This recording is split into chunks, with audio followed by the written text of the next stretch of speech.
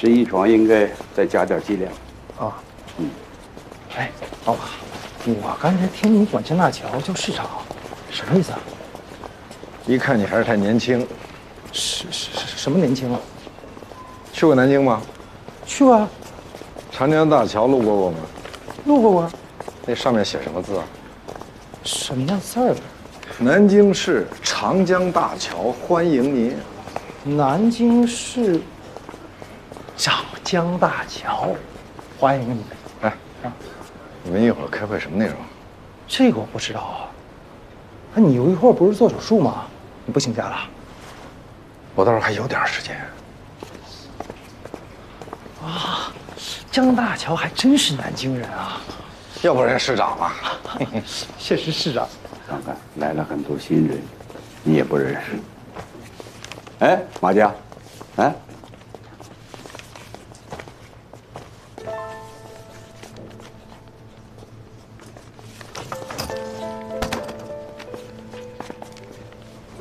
哎，媳妇，你不应该坐在那儿吗？闭嘴。好，在座的虽然都是老熟人，但是我还是要再介绍一下，这位是我们科室刚刚回来的江大桥同志。江医生啊，这么多年一直在外值编，代表我们医院支援西藏、云南、四川等偏远贫困地区的对口医院，不仅把我们医院最新的技术带到了那边，也为当地的医院培养了一批又一批的专业骨干。医院领导班子综合考虑，结束江医生值编的工作，回到医院，大家欢迎。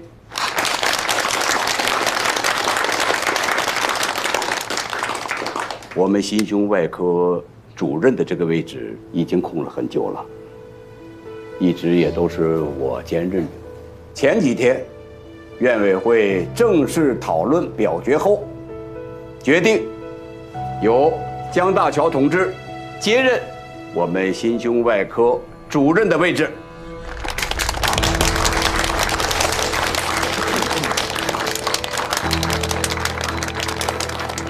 谢谢大家。大家以后要多多配合，用不着拘谨。来吧，都说说自己的想法，表表态。徐潇，你先来呗。我们和江医生那都是老朋友了嘛，我们组全力配合江主任的工作。对，我们这边也是，欢迎江医生，欢迎江主任。自从您来了这儿之后啊，心外科总算是群龙有首了呀。马佳，你是我们科室的骨干，你是不是应该多说两句啊？哎呀，其实咱们在座的几位老同志应该都知道，我跟江大桥，我江师兄，我们师出同门，都是老朋友、老熟人了。梁月呢，非要让我说几句。哎呀，那我只能说，我们江主任这回来的是正当其时啊。我们江主任论思想觉悟、常年之编、高风亮节，那是让人望尘莫及啊。论业务素质，我们江主任也是在江大出类拔萃，名气响当当，有口皆碑的呀。尤其是把我们的医术发扬到了边疆，甚至到了非洲啊。所以我相信在座的各位啊，那都是心服口服、五体投地啊。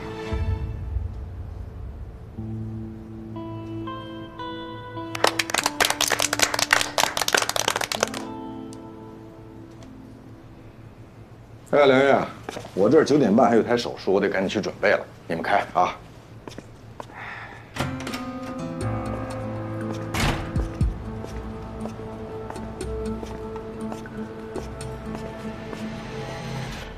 最近一段时间，你平均每天2.5次问我关于节目的情况。我现在告诉你，我也不知道，我仅仅是频道的副总监，只管节目，节目之外的事儿我管不了。好的，楠姐。其实啊，我现在也想明白了，改变不了的事儿，我也不抱怨了。昨天我刚给您的邮箱发了一个新的选题报告，辛苦您抽空看一下。你先看看这个，上个季度的收视率。我们最后一名啊。我知道，你想做民生。你我心知肚明，民生有多难做。现在观众压力大，仅有的那点休闲时间，他心静不下来。所以休闲类、亲子类、真人秀、竞技类，包括慢生活这类的节目，都比你的收视率高。您不是在多个场合说过，不为收视率论英雄？刘小贤，我们的招商情况你不是不清楚，收视率上不去就没有人关注，没有人关注，冠名商他就撤了。大家来工作不都是为了生活吗？这个你怎么就不清楚？要不，您看一下我的新选题。我还没说完呢。我告诉你啊，咱们台里今后要采取末位淘汰制，要撤掉一些节目，更换血液。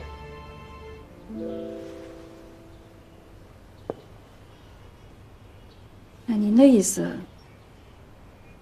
我就是那个准备被更换掉的血液？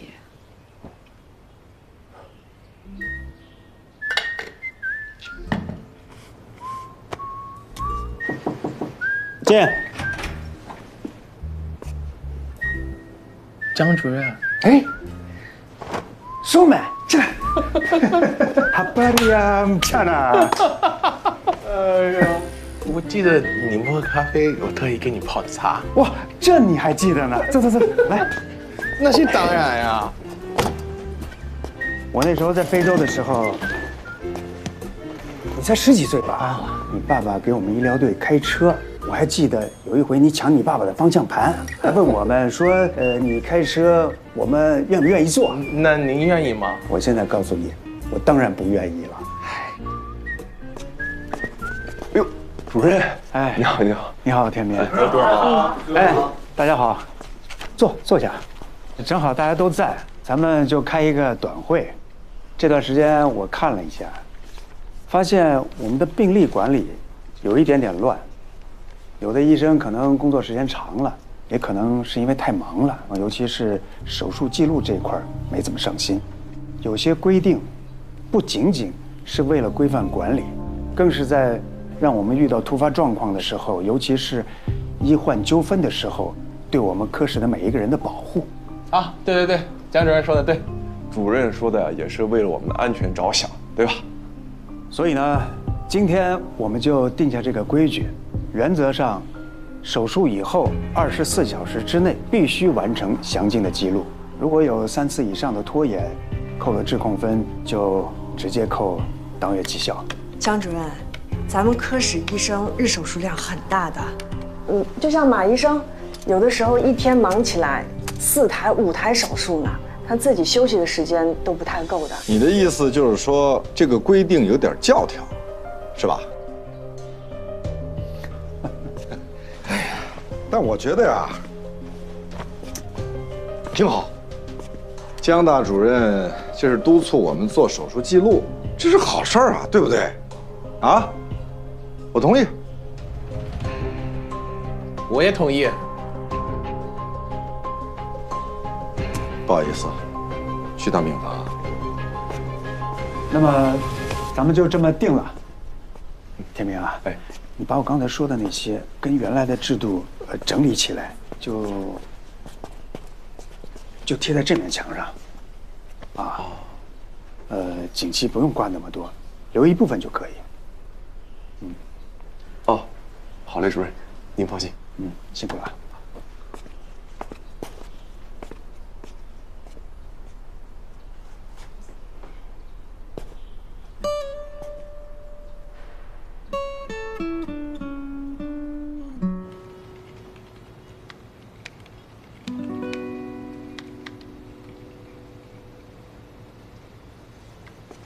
哟，老马还写呢，你这么认真干嘛呀？有些手术都差不多，复制粘贴就行。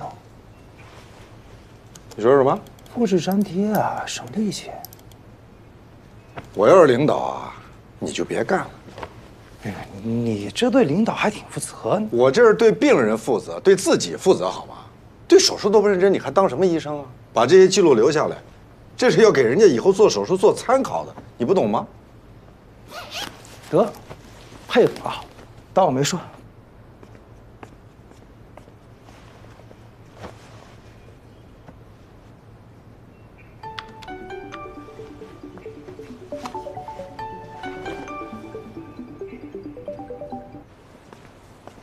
欢迎光临。哎，坐坐坐坐坐。又找我干嘛呀？哎呀，我这不是来给你散散心吗？给我散散心，什么意思啊？你的事儿我都听说了，都怪我这张乌鸦嘴，没想到还成真了。那你是挺乌鸦嘴的，不是你消息还挺灵通的，听谁说的？那你别管了，反正我知道了。怎么样？现在可以考虑考虑我们那边了吧？我们的心胸中心可一直等着你呢。我现在没评上正高，你这边也没问题吗？没问题啊，有什么问题啊？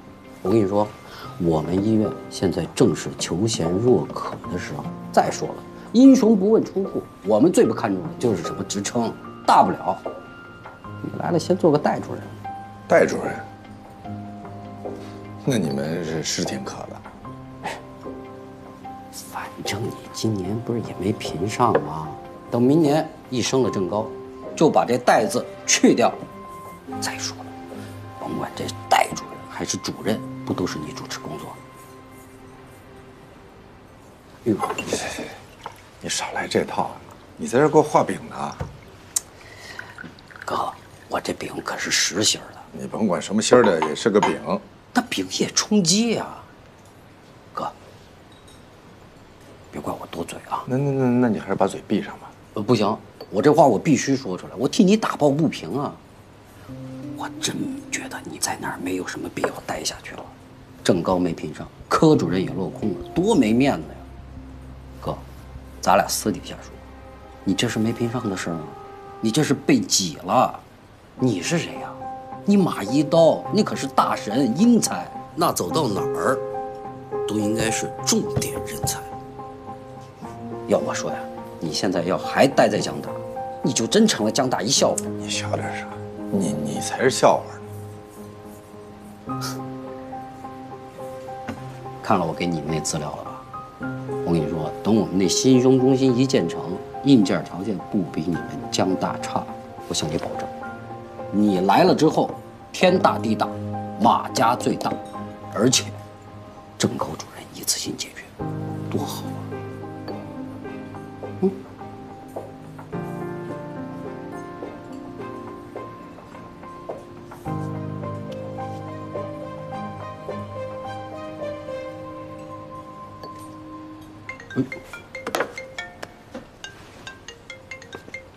喂，哎，老大，现在啊，行，马上过来。哎，好嘞。金院长找我有急事，我得过去见他去。顺便我把今天咱俩的事跟他汇报一下。走了啊。不是，那这茶还喝不喝了呀？你喝呀，我单我都买完了，慢慢喝啊。那什么，等你电话啊。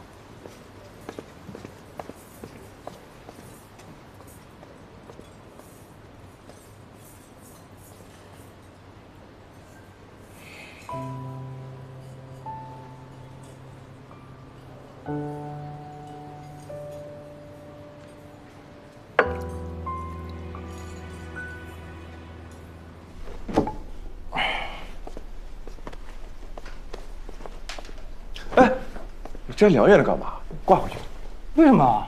主任让咱摘锦旗，你不明白为什么呀？你真以为是为了贴制度啊？你快点听我的，挂回去。哦。你听话得听音儿。你想想啊，如果你是主任，你看着一墙别人的锦旗，你心里能舒服吗？有道理啊。把那个给摘了。哦。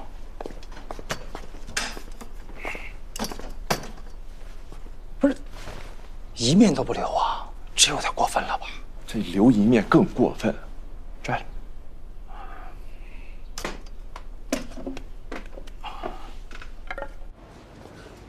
媳妇，你知道吗？我昨天去见我大媳妇啊，她对我非常好，跟我聊了很久。马医生，还特意问了你的情况。问我什么了？他说我是你培养的好徒弟，让我超过你。还说什么了？那不能告诉你啊，那是我和我大媳妇的秘密。哎，等下，媳妇。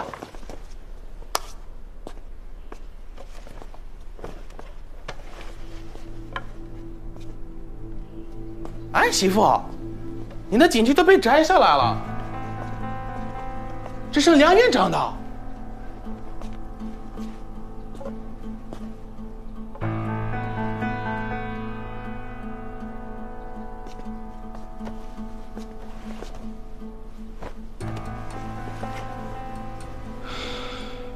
还真是精准打击啊！啊，这不是我们的主意，是主任说的。对，老马，这一摘还清爽多了。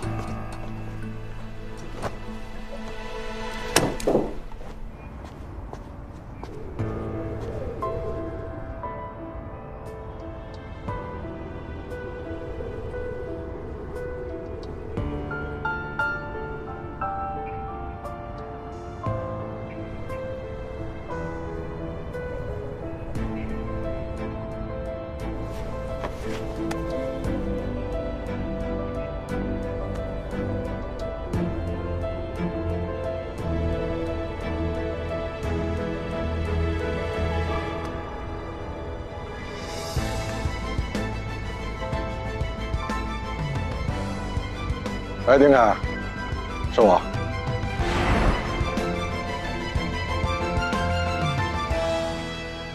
你如果要去宜康，可得想清楚了啊！丁凯这样的人我见得多了，嘴上说的可漂亮了，真办起事儿来不一定靠谱。再说，外面都知道你是梁老师的得意门生，你这一走，我现在的处境啊，正高没评上，科主任没当成，你觉得我哪点像他得意门生啊？你这个人呐，就是争强好胜，任何时候、任何地方都不能输，而且还特别自负。技术自负型人才，说的就是你这样的吧？你还真说对了，我就是那个技术自负型，我觉得挺好啊。子非鱼，安知鱼之乐？他们不懂我，我能有什么办法呢？挺好。他们瞧不上我，大不了我就一走干净呗。你一毕业就在这儿，你的导师、团队，还有你的人脉关系、事业基础全都在这儿。你这一赌气走了，以后呢？以后的事以后再说呗。谁在工作上能一帆风顺呀？我节目还被毙了呢，我也没处讨说法去，难道我也辞职啊？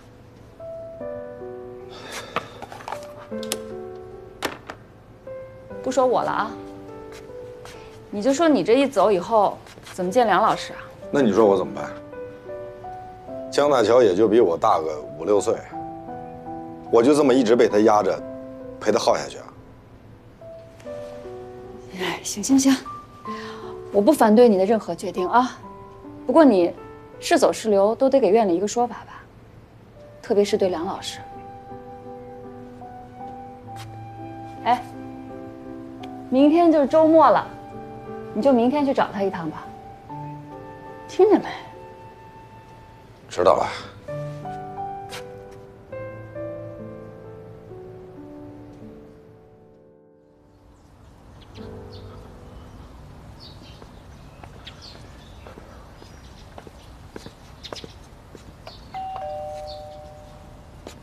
哎呀，谁呀？马家，你怎么来了？来看看您啊。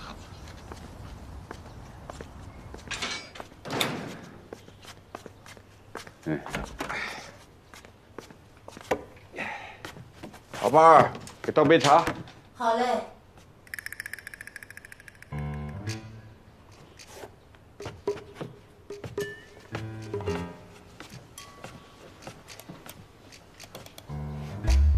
要喝？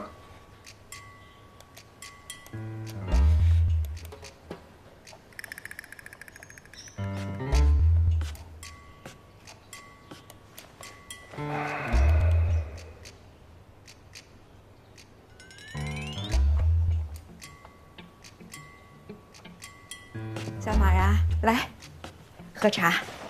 今年的新茶，狮峰龙井。谢谢师母。坐。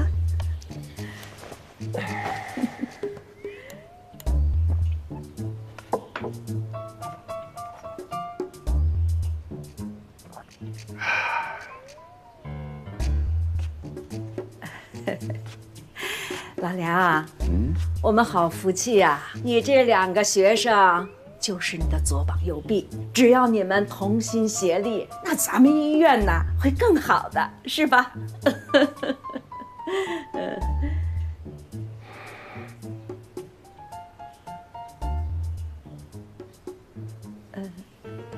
大强，你出去支边了几年呀？3年。哦，在外边一定很辛苦吧？哎，都是工作嘛。是啊，我这师兄觉悟多高啊！师弟，你是不是对我有什么误会啊？那没有。您是主任了，谁敢对你有误会啊？不过恐怕你对我有点误会。你看啊，当年评副高，我让给你了。现在评正高了，你又准时准点回来了。反正我们院只要到了评职称，我就得自觉让路呗。说话注意分寸啊！我还怎么注意分寸啊，梁老师？人家故意针对我，我也只能受着呗。刚回来制定的那些规章制度，就是专门针对我的。我那些锦旗也说摘就摘了，一面都没留。那现在就剩下一个行医执照了，也打算给我摘了呗。那些锦旗我让他们留了一步。江主任，以后你想要什么直接说，但就一点，别凡事都针对我，行不行？有话慢慢说，误会说开了不就解决了？行了行了，我们谈的都是工作，你就别添乱了。好好说话。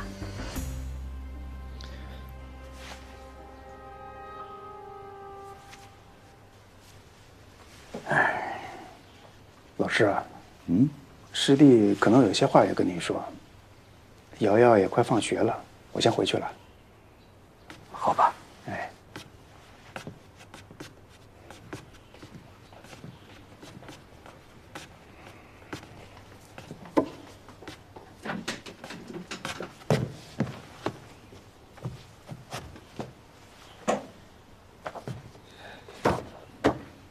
您别送了。慢走啊！哎，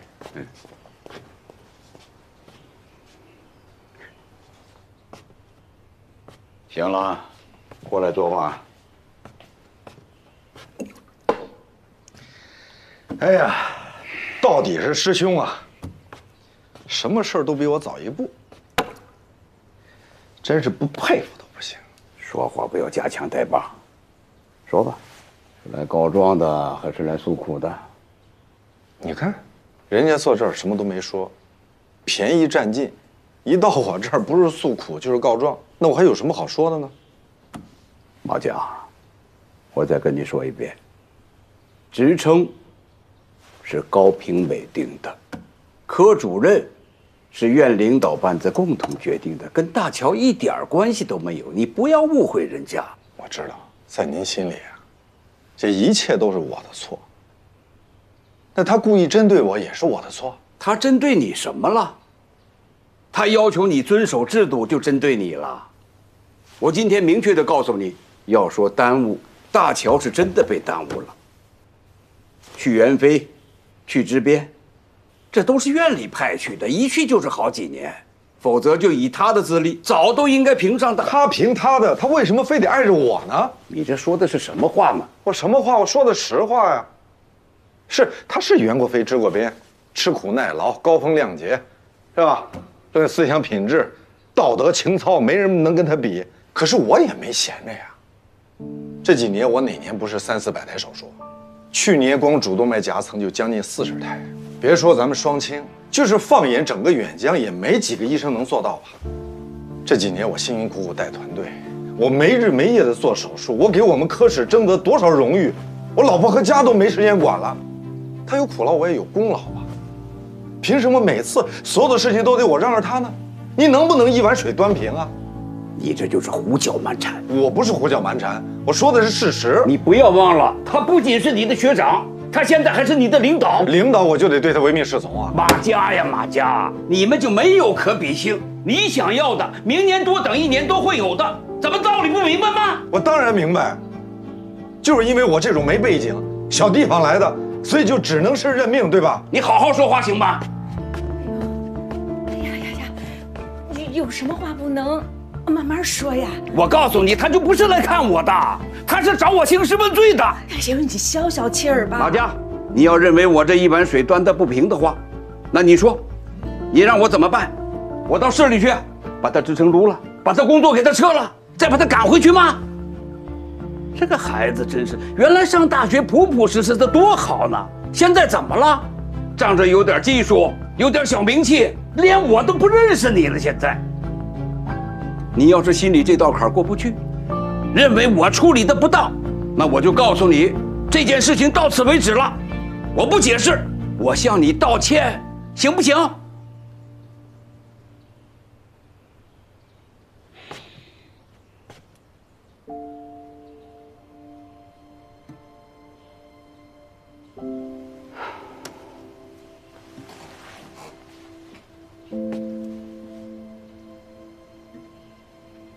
对不起，师傅，刚才是我冲动了，你也别为难。江大如果说就是容不下我了，凭我的技术和这点手艺，在双清再去找个落脚点，应该也不是什么难事儿。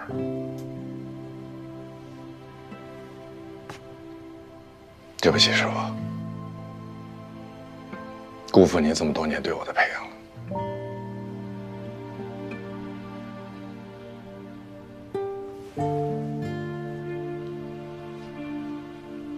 我走了是吗？哎，他刚才说什么？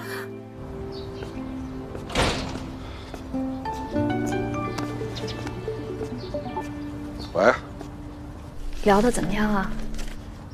好极了。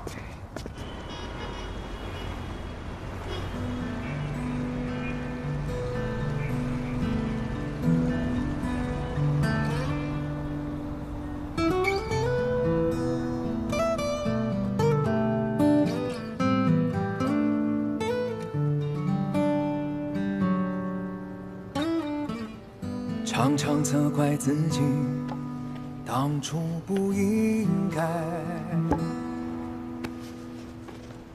常常后悔没有把你留下来。为什么明明相爱，到最后还是要分开？是否我们总是徘徊在心门之外？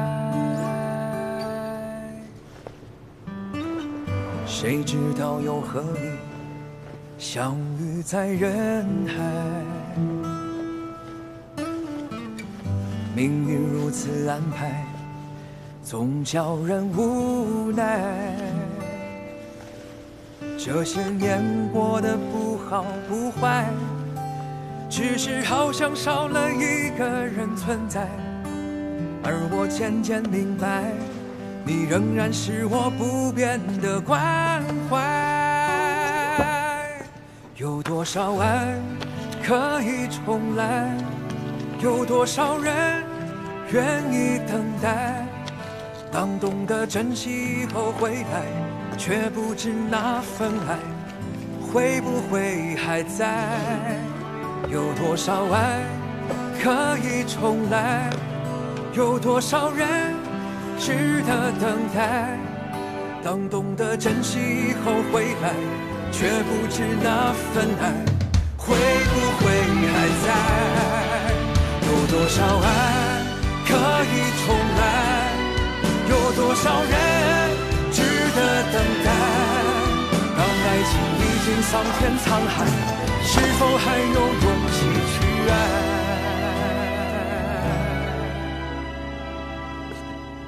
当爱情已经桑田沧海，是否还有勇气去爱？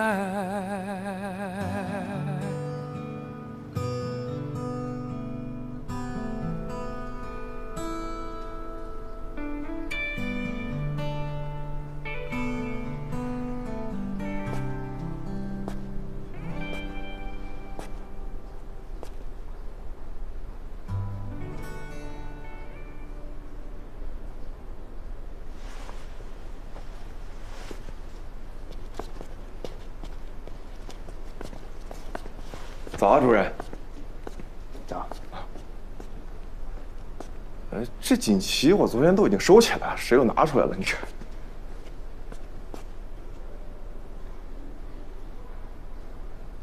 哦，主任，规章制度昨天已经给我了，但是有些不符合要求，我就打回去重做了。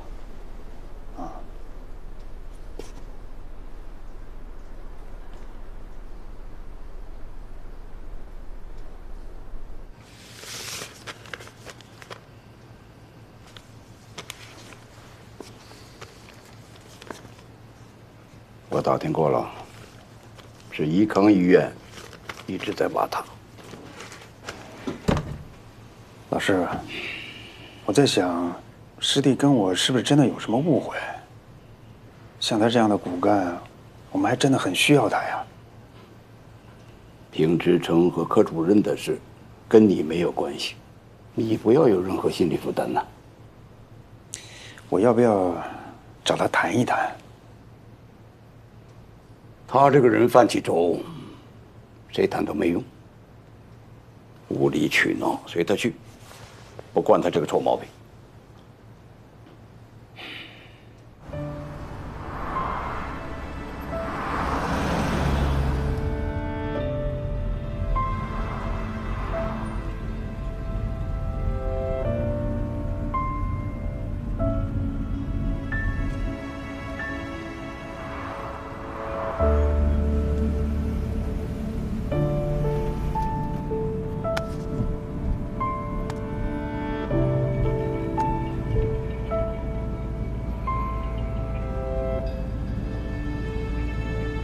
您好，您所拨打的电话已关机。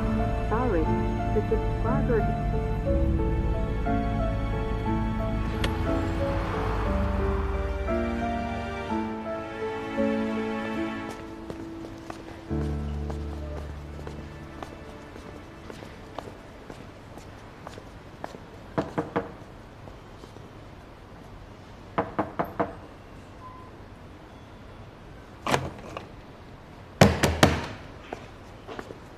你找哪位？马医生，丁院他不在。那你把你手机借我用一下。好。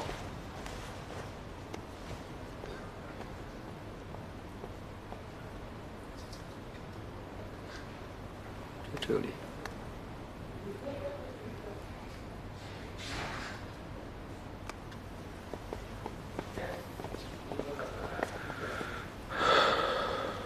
喂，小王，什么事儿啊？什么小王啊？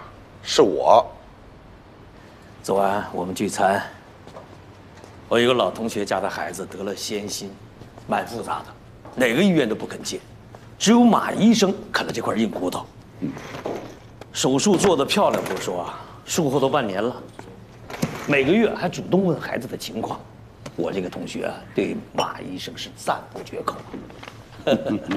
哎，老梁，我这2天好像听了点风声，这个马医生，他是不是要辞职啊？廖元，马家你都放啊？什么？辞职信都递了？对啊，你不是一直催我吗？什么时候入职？没必要这么着急吧？我不急呀，不是你急吗？我是急，但我没想到你这么快啊！我想着老梁不是你师傅吗？10几年带出来的宝贝徒弟，哪能说放就放啊？咱不说这个啊，我已经做了决定了。你看我们什么时候办手续？这卫计委2年1度的援非任务，这又下来了。我们省啊，一直对口的是支援桑拿啊，今年这是第25批了，这一批任期还是2年。我们院呢一直有援桑拿的传统，啊，就连杜老院长都亲自援过桑拿，这个传统在我们这儿可不能断了啊。所以卫计委的意思啊，希望我们一如既往地派出精英骨干。啊，桑拿方面呢也特别提出请求，希望我们啊能够派出心胸外科的专家，协助他们开展心胸外科的业务。我有个事儿没来得及跟你说，我呢调走了。调走了？调哪儿去了？儿童医院平调。不是你走了，那我怎么办呢？我说你不会因为说你走了，我这事儿就黄了吧？那我当初死乞白咧，是你推三阻四、拖拖拉拉呀？谁拖拖拉拉了？我也很主动的呀。这个过程当中，我可是没少给你打电话。你什么时候给我打电话了？我这儿有通话记录，你看，啊，上周6下午3点23分。嗨，我想起来了，上周6，我刚好接到调动通知，我这儿都乱成一团麻呢，我挂了你电话，我就给忘了。咱不说那个，不往前倒啊，咱说现在的事儿。你走你的，但是你走之前，你得把我这个事情给办妥了。我人都走了，我怎么给你办？该怎么办怎么办啊？这个事情这么长时间了，你就没跟院里打个报告，汇报一下过程？院里有什么决定吗？你一直没给我准信儿啊！你没给我准信儿，我怎么报告？我怎么让院里做决定呢？我怎么没给你准信儿啊？兄弟，你要这么说就真的没意思了啊！当初是谁拍着胸脯子跟我说，就等你来了，啊？我表态很明确吧？那现在我辞职信交了，我也做了决定了，你告诉我，你拍拍屁股，你调动走了，那你这不是诚心涮我吗？不是老马，你听我说，这事儿你真不能赖我。那当初要不是你拖拖拉拉，这事儿早就成。谁拖拖拉拉了？我不是求过你吗？啊，你给过我希望吗？就连拿我们当备胎你都不愿意，我怎么跟院里说？再说了，谁能拿备胎当回事？你少动身子，你说他们是人话吗？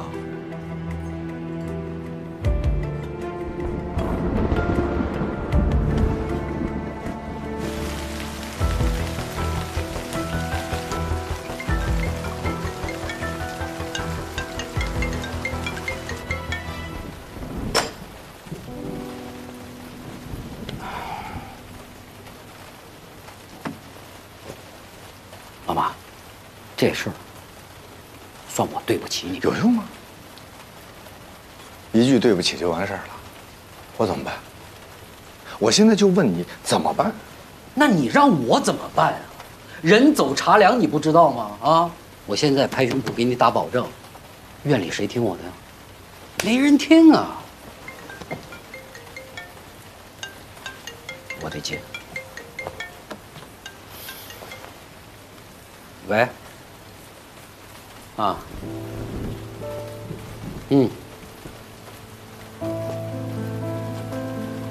我现在说话没人听了是吗？这事儿没商量。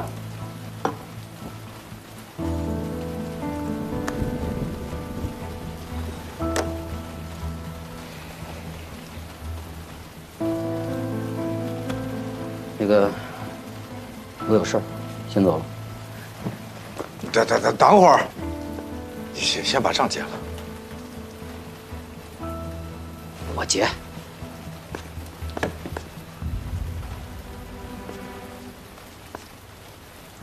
不是你这快40岁的人了，怎么还那么冲动？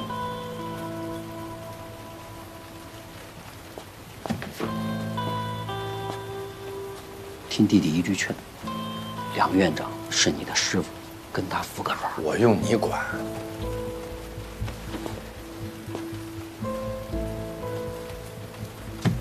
你最后要实在没地儿去了，跟我去儿童医院。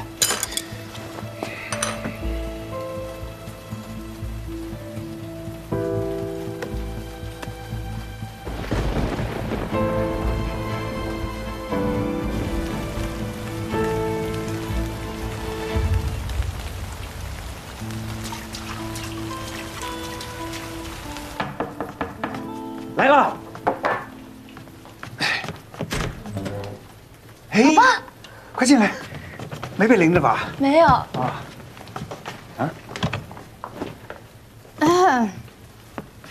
大主任，不要请我进去坐一坐啊。瑶瑶，给你妈拿血。哎呀，我这出差2天吧，你女儿非要到你这儿来住。哎，你别不乐意啊。怎么会啊？孩子要来跟我住，我高兴还来不及呢。哎，你干什么呢？你是嫌这箱子上有病毒是吧？哎，不是，你跟我那会儿嫌东嫌西也就罢了，你女儿东西你也嫌啊？职业习惯嘛。来都来了，要不要吃一点再走啊？我妈一会儿还要和她男朋友一起去赶飞机呢。你嘴怎么那么快呀你？洗手了吗？洗手去。那个周4、周5下午他是5点40下雪，然后你记得带上晚饭去接他，送到西南大厦2楼上钢琴课。你一定要记得让他在车上把饭吃完啊。车上怎么吃饭呢？周末是1对1的辅导，上午9点钟你把他送到那个盛世华天。对。送到那小区，上午9点钟到南门，他自己就认识到了啊。这么多课啊，瑶瑶，累不累啊？能不累？你这头发怎么了？啊？我记得以前就2个鬓角的，现在怎么连后头都白了？你不用操心我，你过好自己的日子就可以了。老爸，被我妈关心的感觉还挺不错的吧？哪那么多话呀？我送你下去。不，瑶瑶，你那个好好学习啊！妈妈周日来接你，我要检查的。拜拜，走了。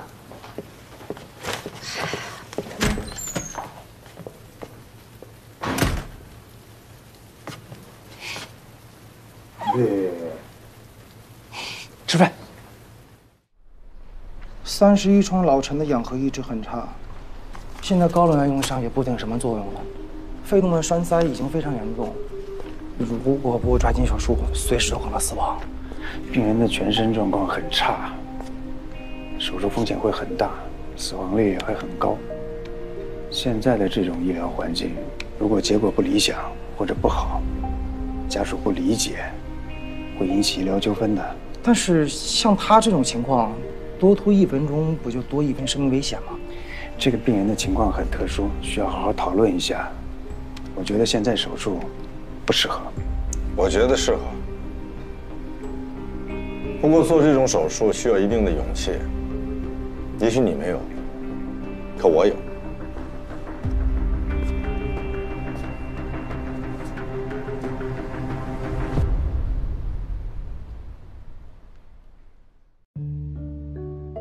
这个就是当时第一颗打进我们医疗队驻地的这个子弹。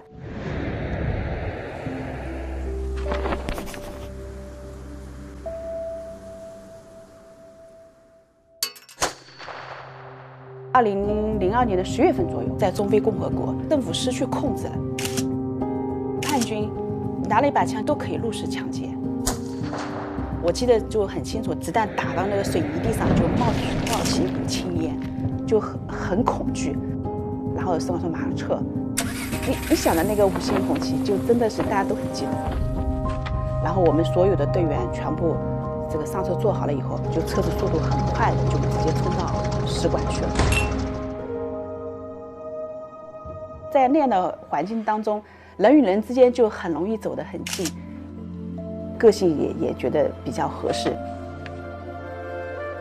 结婚证书在中非大使馆领的，大使馆发出去的结婚证的001号，到目前为止可能还是001号。虽然过去了20多年，就感觉回忆起来还是挺危险的。那颗子弹头也算是经历了那一场战乱的一个见证吧。后来想，我说是不是应该把这个子弹弄成一个挂件，挂在脖子上，作为我的这个护身符。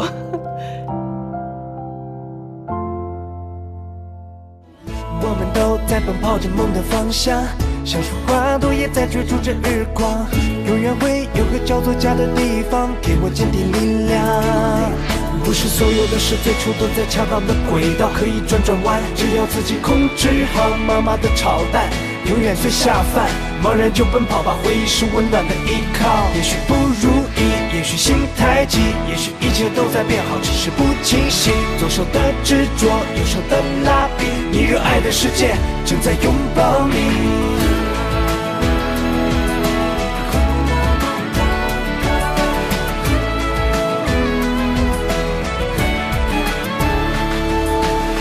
清晨的太阳挂得很高很高，夜晚的月亮躺着每分每一秒，我们的生活会有些许烦恼，没什么大不了，一起走过的河流永远。